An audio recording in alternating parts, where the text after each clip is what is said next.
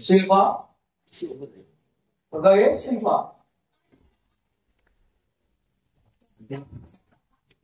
अगं दुपारचे 2 वाजायला आले, कार्ट्याचा अजून पत्ता नाही.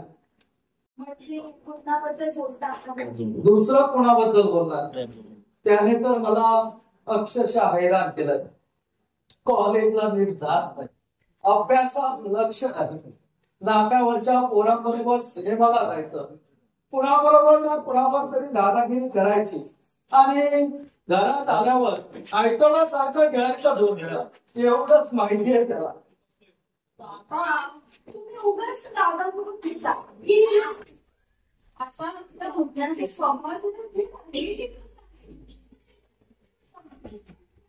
तोच दादा. अगं स्वतःची जबाबदारी न समजायला आता तो लहान आहे का? तुम्हा तिघांपैकी एकाने तरी खूप शिकावं ही माझी इच्छा होती. सुबोध तसा म्हणतो मुलीचा, तुझा तर 10वीतच पेपर तर आता राहिला मुलगा. 10वीत चांगल्या मार्काने पास झाला म्हणून त्याला कॉलेजला पाठवला. मात्र त्याने कहरच केला. अभ्यास राहिला बाजूला आणि गल्लीतला दादा होण्याची स्वप्न बघतोय. आणि दादागिरीनं कुणाचं भलं झालंय का? आता त्या दिवशी त्या देशांवर सुचित बरोबर दादागिरी दिसली आणि तसं दादा कसं आपला गुन्हा तुला तसं वाटायचं कारण बहीण आहेस ना तू त्याची. भावाची बाजू घेणार नाही ती बहीण कसली? पण हा त्याच्याबद्दलचा तुझा गैरसमज आहे शिल्पा. तुझ्या मनात त्याच्याबद्दल श्रद्धा असेल बंधू प्रेमाची, पण शिल्पा माणसाचं मन म्हणजे मयसभा आहे. मयसभा ज्या ठिकाणी आपल्याला पाणी दिसतं त्या ठिकाणी दगड असतो आणि ज्या ठिकाणी दगड दिसतो त्या ठिकाणी पाणी असतं शिल्पा. पण बाबा मी म्हणते मुद्दामच तुमचा एवढं काम करा. त्याने असं काय दुःख दिला तुमचा? माहिती असून मूर्खासारखा प्रश्न विचारतेस याच आश्चर्य वाटतंय मला. दिवसेंदिवस त्याच्या दादागिरीला ऊत आलाय.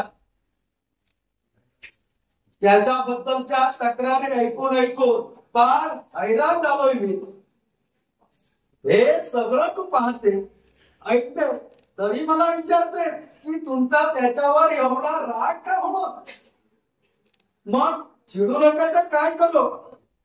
फुलं वाहू त्याच्या चरणावर आणि पूजा करू त्याची. असा पत्कळी होण्यापेक्षा आमच्या कुळात जन्माला बोल. आता का बोलत नाहीस? रोज याचा कुणावर ना कुणावर तरी तंटा ठरलेला. एक दिवस तरी शांत सरळपणे गेलाय का याचा? सांग ना आता गप्प का? बोल. काय बोलतोस बाबा? तो कुणाचंही काही ऐकून घ्यायलाच तयार नाही. आता पहिलीच जीव लावत नाही म्हणून त्याची बाजू घेते. पण जिथं तो तुमचं ऐकत नाही तिथं आम्ही सांगून काय उपयोग? आता तुम्ही दोघांनी काही बोलू नका. त्याचा बंदोबस्त मीच करतो. सांगून ऐकलं तर ठीक, नाहीतर कॉलेजच बंद करून टाकतो त्याचं. बाबा कॉलेज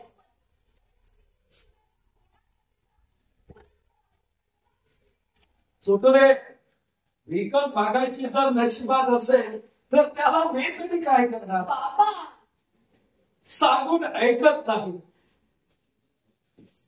आणि सांगून ऐकत नाही ते झालं, पण नीटच वागत नाही. कॉलेजला नेहमी दांड्या. विनाकारण मग कॉलेजची फी भरत कशाला? पैसे काही झाडाला लागत नाही, पण त्याला एवढ्यात नाही कळायची पैशाची किंमत. पैसे कमवायला माणसाला अक्कल लागते, आणि जोपर्यंत माणूस पैसे कमवायला शिकत नाही तोपर्यंत माणसाला पैशाची किंमत कळत नाही. म्हणा शिल्पा, जा तू आपल्या कामाला, मी थांबतो थोडा वेळ. नाही तर नेहमीप्रमाणे ठरलेलं शोधाशोध, दुसरं काय, कारण जन्म दिलाय ना आम्ही त्याला, आणि त्याने जन्माला येऊन आमच्यावर मेहरबानी केली. चाल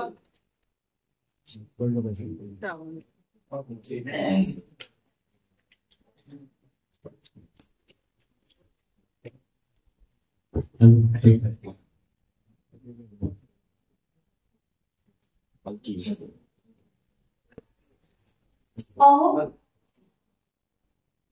आवाज ओळखच असेल माझा. असे राहू नका. मी म्हणताना वचन दिलंय, तुम्ही तिथे मुलांना अगदी मुलासारखा जपेल म्हणून. मग माझा मुलगा मुलावर असे का चिंता? मुलं आहे, त्याला समजून सांगा. मायेची पाकळ घालून त्याला तुमच्या विश्वासात घ्या. आपल्या घरात तोच खडक करता पगार होणार नाही, पण दैव अजून त्याला साथ देत नाही. त्याला तो तरी काय करणार? आतापर्यंत एवढे कष्ट घेतले तुम्ही मुलांसाठी, तसेच पुढे द्या. त्यांना अंतर देऊ नका. भेटायला आले मी तुम्हाला. येते मी.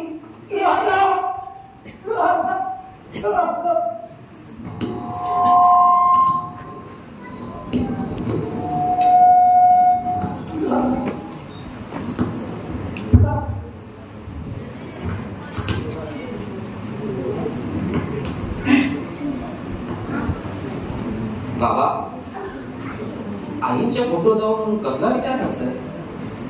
आईची काय आठवण आली तुम्हाला? हो सुबोध, तुमच्या आईची आठवण आली मला. तुमच्या दिनांच्या चिंतेने मी एवढा हैराण झालो. वाटतं अशा वेळी ती हयात नसायला हवी होती. मुलाच्या वयात थोडा हैराण झालेल्या बापाला पत्नीच्या सहानुभूतीचा केवढा मोठा आधार असतो रे. पण तुम्ही लहान असताना तुमची आई हे जग सोडून गेली, आणि तो माझा तुमचा एक आधार तिथे संपला रे सुबोध, तिथे संपला. हो, पण बाबा, मी आणि शिल्पाने आपलं मनस्ताप भावाचं काही कृत्य केलंय का? आता मुलाच्या बाबतीत म्हणा तर त्याला कोण जबाबदार आहे? त्याच्या त्या स्वैर वागण्यानं आम्ही जबाबदार आहोत का? मुन्ना मुन्ना मुन्ना, जिकडे तिकडे त्याचंच नाव, त्याच्याच तक्रारी ऐकायला येतात. वाटतं कधी कधी गोळी घालून ठार करावा आणि सुटावा कायमचा या कटकटीतून. मग हरकत नाही, फाशी गेलं तर. पण ही बदनामी तरी संपेल कायमची. असा विचार करून पुढे पश्चाताप करण्याची वेळ येईल आपल्यावर. तुम्ही डोकं छान करून विचार करा. वैतागून बनता निर्णय काय अर्थ आहे बाबा? यापुढे मी कुणाचं काही ऐकणार नाही. सरळ सांगून ऐकलं तर ठीक नाही, देतो घरातून हाकलो. छळायला आलाय का मला? छळायला आलाय का मला? छळायला आलाय का मला?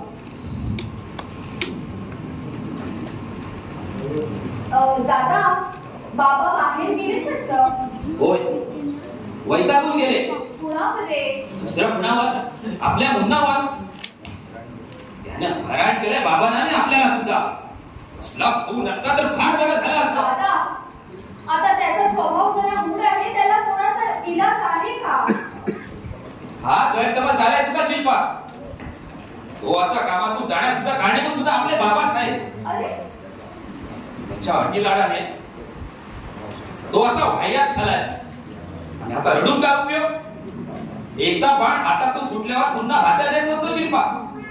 तसा एखादा स्वच्छंदित झालेला मुलगा पुन्हा बापाच्या कळ्यात येणे शक्य नाही. बाबांचं तरी काय चुकलं नाही यात.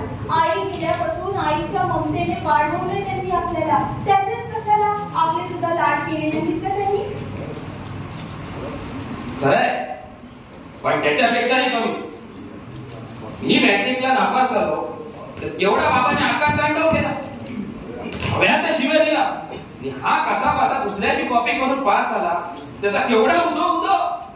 कॉलेजात काय घातलं, नवीन कपडे का. पण थोड्या दिवसात कळलं बाबांना कोण चांगला आणि कोण वाईट तो. मग आता रडून का उपयोग, आणखी लाड करा म्हणत येते. मग कुठल्या तरी कुणाच्या केशी पहिला येईल तो. दादा, अरे असं अभद्र काही बोलू नकोस रे. कसाही असला तरी शेवटी आपलाच भाऊ आहे ना तो. ह्याचा विचार त्याने केलाय का कधी?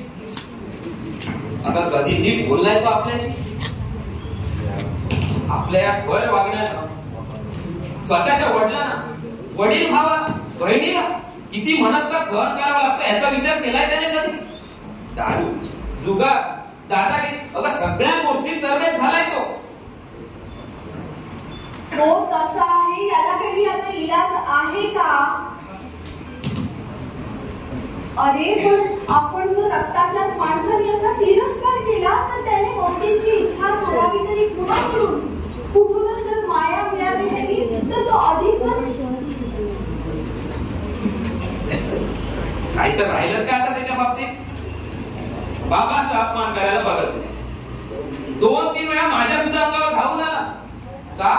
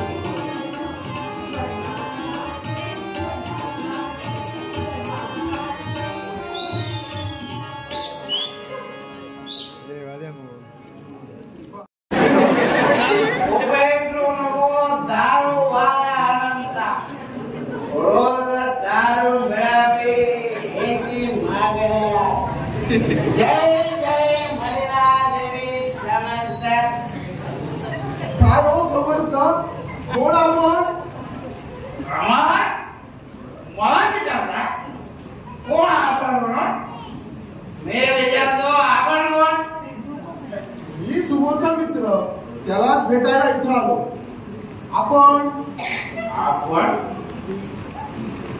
आपण म्हणजे मी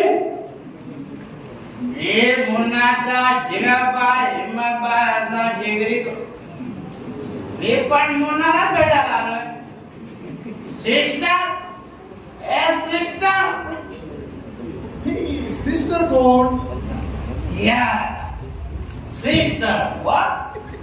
तुम्ही काय हेगडे साहेब याला नाही काय हो?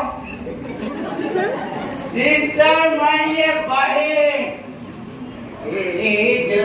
सिस्टर आपने मोना बाई सिस्टर वो अपोजिट सिस्टर समझा गया? अरे वा, काय आहे सिस्टर आणि ब्रदर? हसता काय? हसता बोला. हाय मला अवतार आहे. देवाने किती अवतार घेतले त्याचा मला नवा अवतार आहे. अरे गोट्या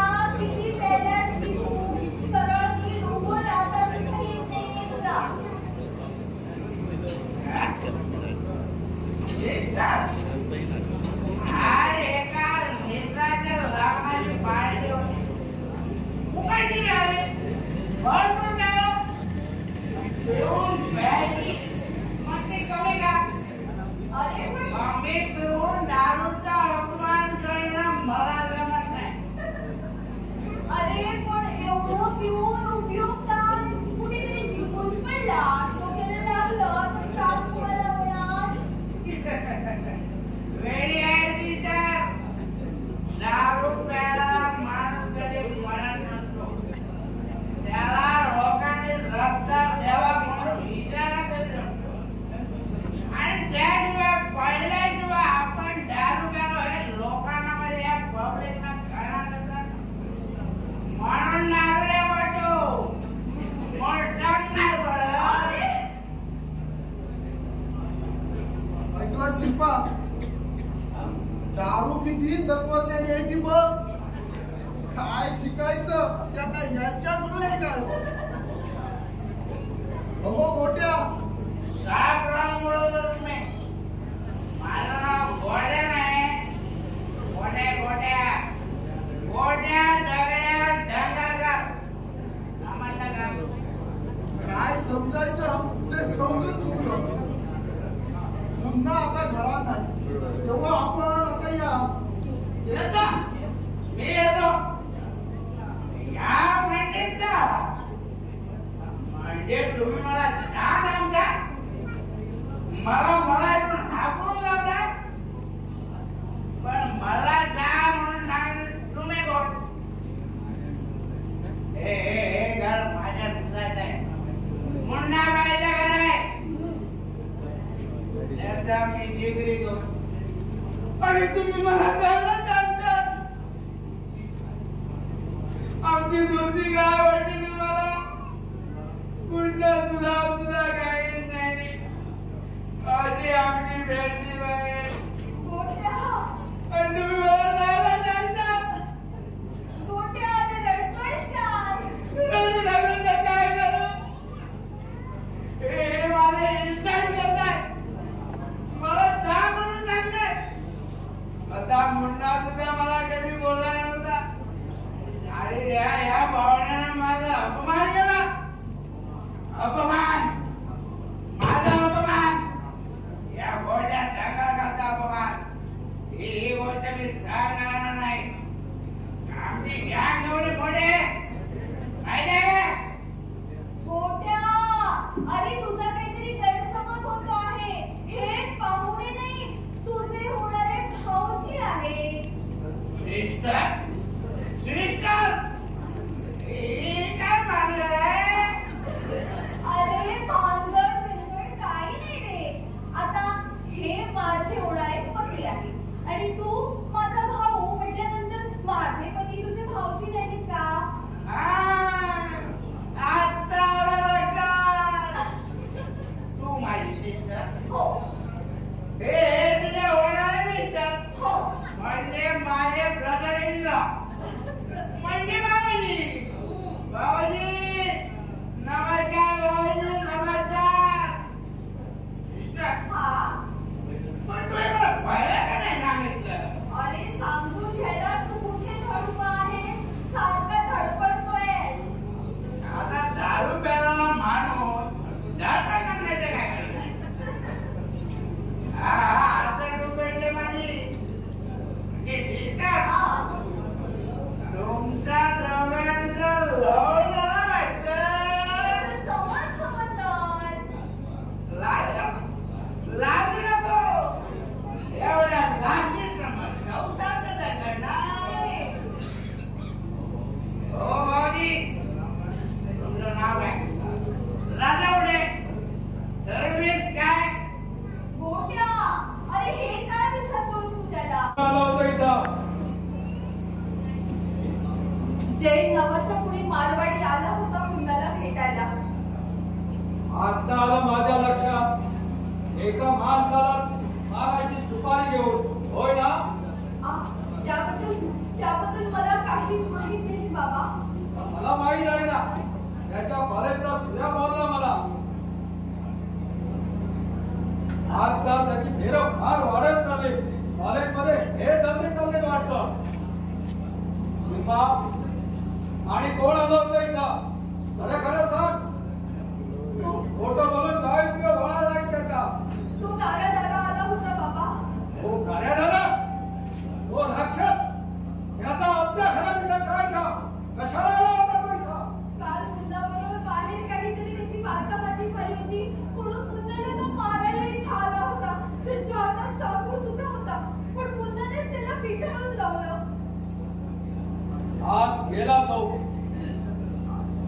आणि शांत जाणारा माणूस नाही तो. सापाची अवलाद आहे ते. तो करत कधी दंश करेल याच सांगता येणार आहे.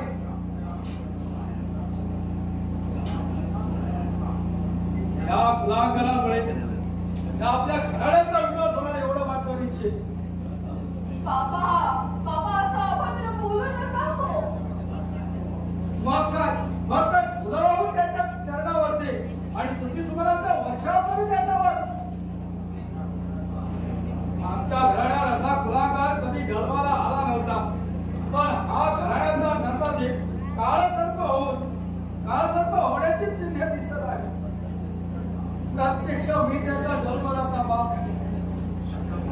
त्याच्या वागण्यात काही बदल करू शकतो नाही याचा आज खराखुरा साक्षात्कार झाला. त्याच्या नशिबात ठरलेले आहे. जन्मत हे नाही तर बाबा बाबा असं अभद्र बोलू नका हो. त्याच्या देवाचं तसं असेल तर तसं होईल. पण आतापासून आपण अशी बोंबाबोंब करून मनस्ताप करून घेण्यात काही अर्थ आहे का? मग तू सांग मी काय करू. एका बदबोई मुलाचा लाचार बाप असं ऐकण्यापेक्षा कुठेतरी देवात जीव द्यावासा वाटतो. जिकडे जावं तिकडे मुन्ना आणि मुन्ना. त्याच्या तक्रारीशिवाय दुसरा विषय ऐकू येत नाही.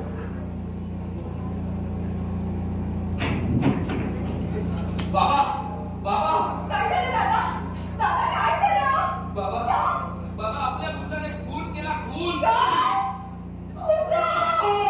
काय बोलतोस काय सुरू? होय बाबा. आता नाट्यावर तळ्या दरम्याने आपल्या मुलाची तुफान झालं. दुसऱ्या बाजूने नराचा संघर्ष त्याच्या मदतीला धावून आला. पण मुलाने ज्याला दिलं त्याच्या पोटात चालूक बसला. सगळीच्या अक्षा जागी ठार झाला. आणि आपला मुन्ना काय झालं? दादा दादा आता पुन्हा कुठे आहे ते? आम्ही उभा आहे. मुन्ना काय केलंस रे? सगळीचा खून केला. सांगूनही कुणाचं ऐकलं नाही आणि शेवटी हे काय केलंस तू? मी मेला साला जागच्या जागी. आता मी कुठेही पडणार नाही. फरारी होणार. मिळालो पोलिसांच्या हाती तर मग ठरलेली नाही जन्मठेप नाही तर फाशी. सांगून ऐकलं नाही. काय केलं? रडू नको शिल्पा. माझ्या दैवाचे भोग मला भोगावे लागतील. तुझा भाऊ मेला असं समज. यापुढे मला विसरून जा. कारण तुला कुणी पुण्याची बहीण म्हटलेलं मला आवडणार नाही. बाबा लवकरच शिल्पाचं लग्न उरकून घ्या. एकदा का माझ्या हाताने मी तिच्या डोक्यावर अक्षता टाकल्या तर मग मी स्वतःहून पोलिसांच्या स्वाधीन होणार. तोपर्यंत होणार मी फरारी.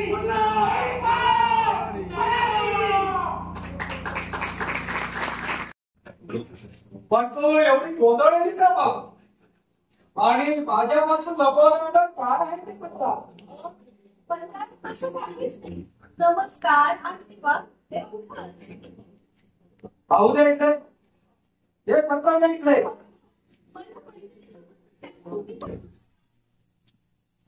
शिल्पा उकाड्याला पत्र दे इकडे. दे मला.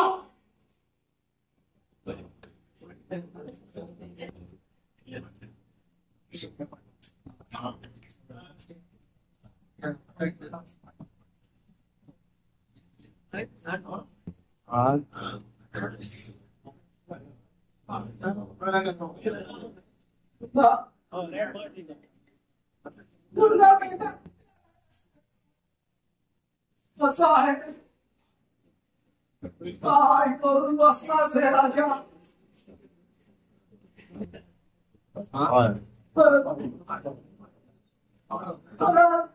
आशाची मंदिर नाही वारूच्या सत्य हा म्हणता उठलो असता तसा नसता त्याला सखा झाला असतो. माझ्या म्हणण्याची भर माझ्या मुलाला इंजिनियर डॉक्टर वाटत पण ती सारी माझी स्वप्न धुळीला उडाली. माझ्या मुलाची भरारी फार मोठी होती.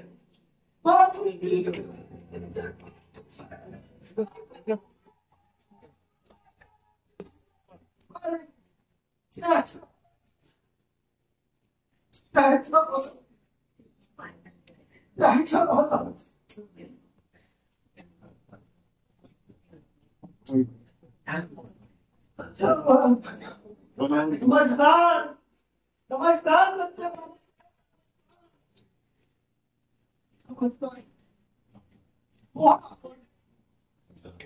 आम्हाला ओळख आम्हाला कधी बघितलं ना मग ओळखेल कसा. आम्ही भागूबाईंचे माझ्याकडे काय काम आहे तुमचं. सगळ्यात मंदी आला तुम्हाला भेटायला आता काय बरं आहे ना. माझी एवढी आवश्यक चौकशी करणार त्या मुलीला लय चांगला म्हणजे काय वरती टाकला त्याने वाचवला मला त्या होता म्हणून चांगल्या माणसाच्या वशिनी असं करण्याची पाळी येते. त्याने त्यात मी जर आमचं ऐकलं असतं तर आज त्याच्या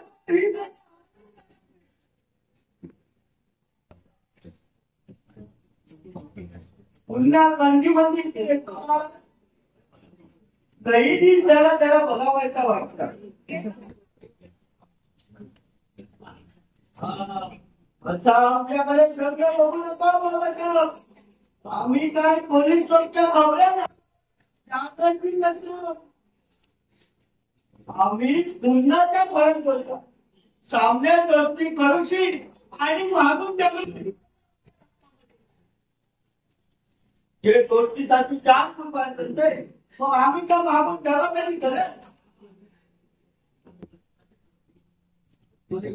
मग काय म्हणते बाबासाहेब. पुन्हा इकडे कधी मंदी येते काय. गेल्या 3 महिन्यामध्ये तो इथं आलेला त्याचा मी बराबर कसा आहे ना. हे पोलीस लोक सारख्या त्याच्या पाठीवर ते शाबीच्या बद्दी तो सारा हलकाच नरम त्या पुऱ्या एरियाला त्याची मुश्किल भागात पडली आमच्या मुलाला. स्वामींचा विरोध झाला आणि मोर्चा सगळंच माहिती आहे मला. हा तो बाबा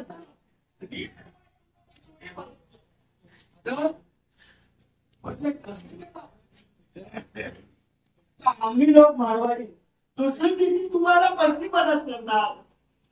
हे 5,000 रुपया किंवा तुमच्याकडे आणखी गरज लागला पण दुकानावर या. आमच्या सोन्या चांदीच्या दुकानात हा कवा बी काय बी काय करू नका. मला मदत करायला आपण एकटं करणार तयार. ठीक आहे एवढी आपण इथे दाखवली. आभार आहे तुमचा.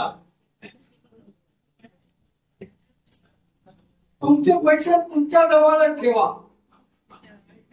मुलाच्या दादा जन्मावर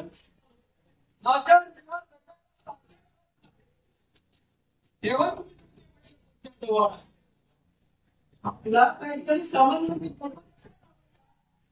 आपल्याला कोणी लागते मोठा भाऊ बेकार मरत असतात.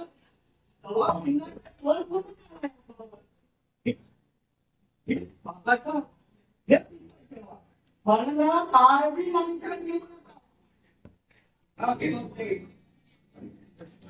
माझा निश्चय काय वाटे उपाशी मरे पण कुणाची मदत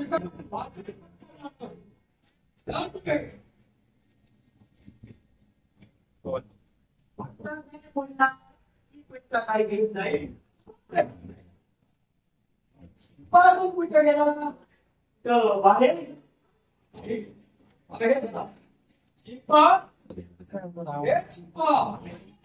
आता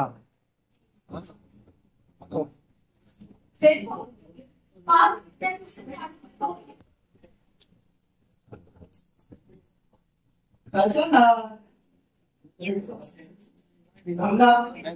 तसा ना शिल्पावे आज मुद्दा म्हणून तुम्हाला भेटायला आपला जबाब म्हणजे जबाब आहे बेकार ना शिल्पावे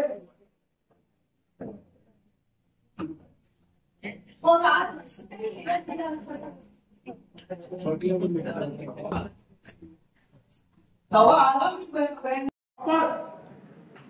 सारे बाजूने पुढे पोलीसचा बच्चा पोलीस नाही हीच वेळ चांगली आहे उचल त्या सालीला नारायण खबरदार माझ्या अंगाला हात लावशील तर जीवच घेईन मी तुमचा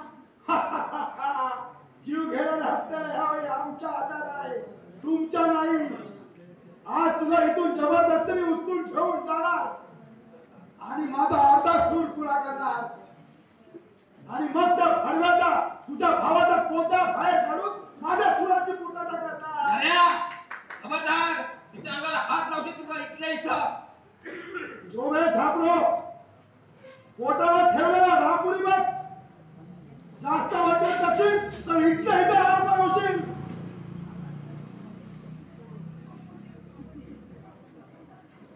अरे वाटल्यास आम्हाला ठार मार पण माझ्या पोरीची आबरू लुटू नको रे पाया पडतो मी तुझ्या काय होतो ठेवला तुझ्या पोरीची आबरू जाणार म्हणून